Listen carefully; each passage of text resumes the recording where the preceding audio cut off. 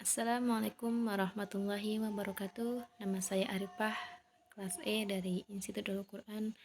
Di sini saya akan menjelaskan sedikit tentang pengertian istinbat. Langsung saja ke materi. A. Pengertian istinbat.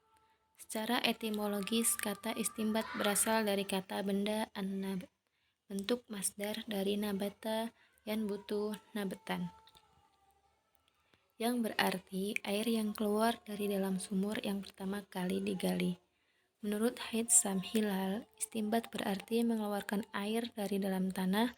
Dengan demikian, kata istimbat digunakan dalam arti al-istikhraj atau mengeluarkan, yaitu mengeluarkan atau menjelaskan sesuatu yang sebelumnya masih belum jelas secara terminologis.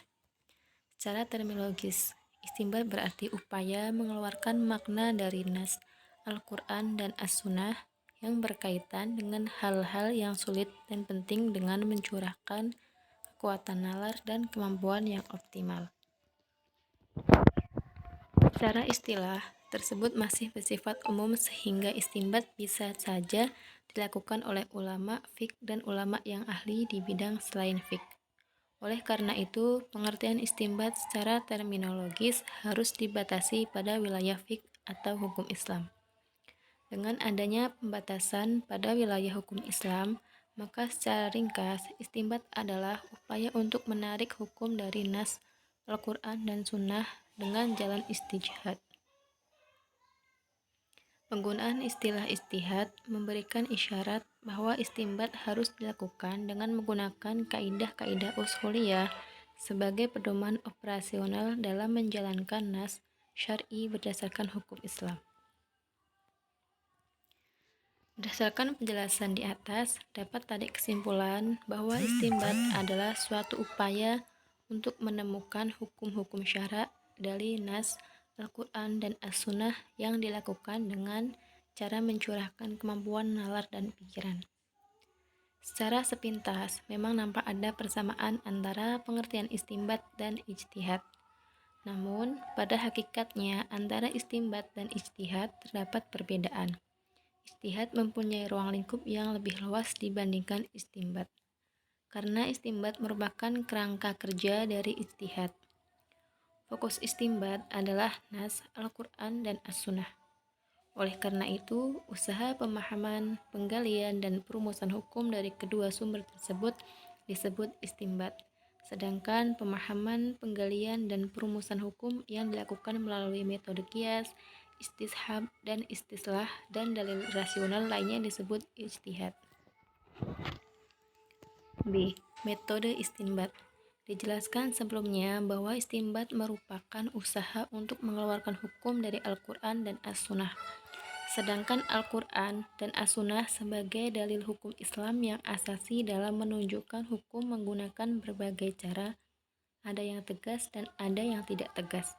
Ada yang melalui arti bahasa dan ada juga yang melalui maksud hukumnya.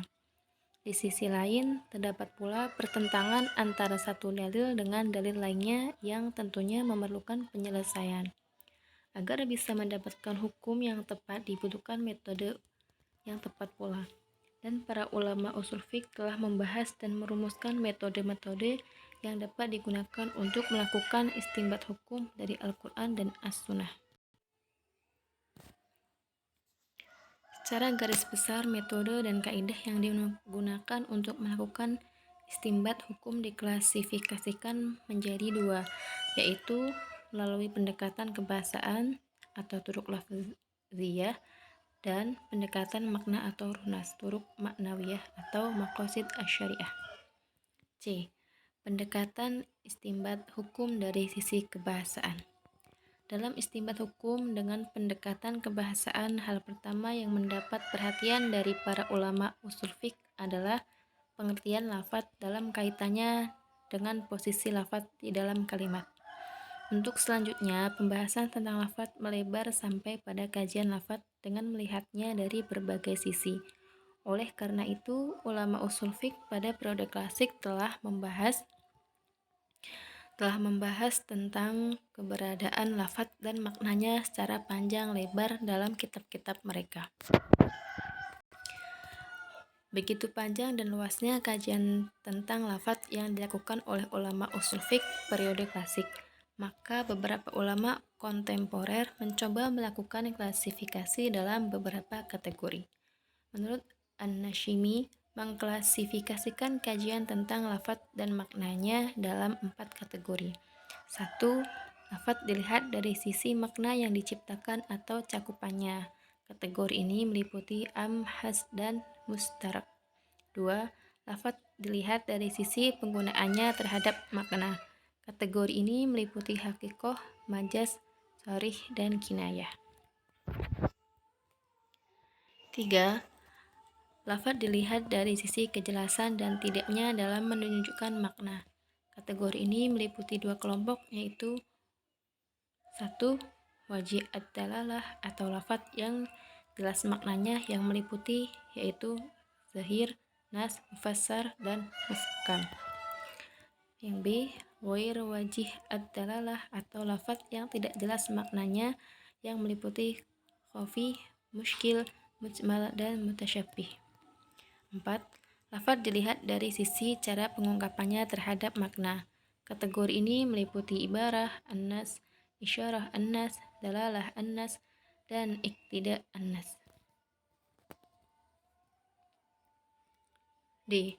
Pendekatan istinbat hukum dari sisi maqasid asy-syariah. 1. Pengertian. Secara etimologis, istilah maqasid asy-syariah merupakan kata majmu' atau murakkab idhofi yang terdiri dari kata maqasid dan asy-syariah. Secara terpisah, kedua kata tersebut mempunyai arti sendiri. Kata maqasid merupakan bentuk plural dari kata al-maqsad, yang bila dilihat dari akar kata berasal dari qasada, yaqsidu, qasdan, maqsadan, yang berarti tujuan.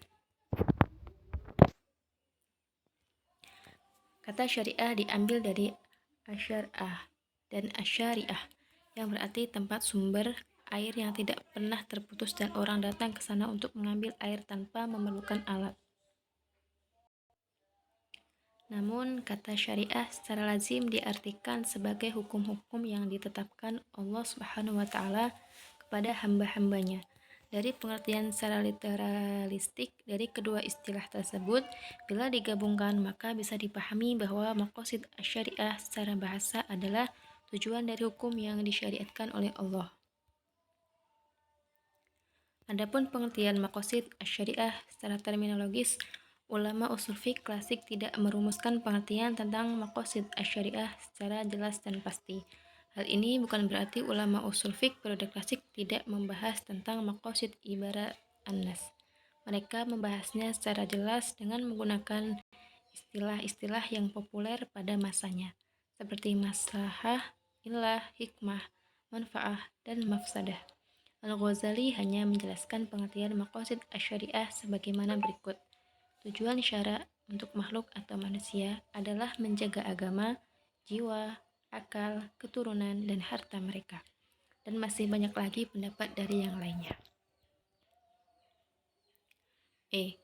Korelasi maqasid asy-syariah dengan metode istinbat hukum. Pada dasarnya, tujuan utama dari ditetapkannya hukum adalah untuk memelihara kemaslahatan dan menghindari kerusakan baik di dunia maupun di akhirat. Segala macam kasus hukum, baik yang secara eksplisit disebutkan dalam Al-Quran dan Sunnah maupun yang dihasilkan melalui ijtihad, harus mengacu pada tujuan tersebut. Dalam kasus hukum yang secara eksplisit sudah dijelaskan dalam Al-Quran maupun Sunnah, kemaslahatan dapat ditelusuri melalui teks-teks yang ada.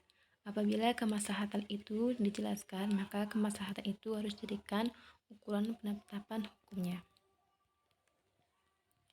Sekian penjelasan dari saya, semoga banyak sedikitnya bisa bermanfaat bagi kita semua. Jangan lupa share, komen, dan subscribe. Wassalamualaikum warahmatullahi wabarakatuh.